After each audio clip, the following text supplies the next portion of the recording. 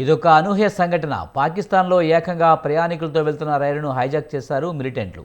వేర్పాటువాద militant group Baloch liberation army ఈ ఘాతుకానికి పాల్పడింది.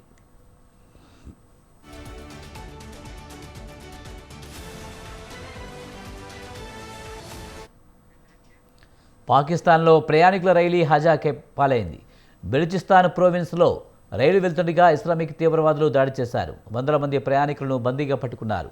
బెలూచిస్తాన్లోని క్వెట్టా నుంచి పెషావర్కు రైలు వెళ్తుండగా ఈ సంఘటన జరిగింది. హైజాక్కు గురైన రైలు పాకిస్తాన్లో జఫర్ ఎక్స్ప్రెస్గా పాపులర్.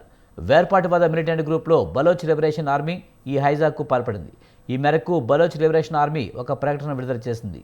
పక్కా ప్లాన్తో రైల్వే ట్రాక్ను పేల్చివేయడంతో జఫర్ ఎక్స్ప్రెస్ నిలిచిపోయింది. దీంతో జఫర్ ఎక్స్ప్రెస్లో బలోచ్ లిబరేషన్ ఆర్మీ తమ ఆధీనంలోకి తీసుకుంది.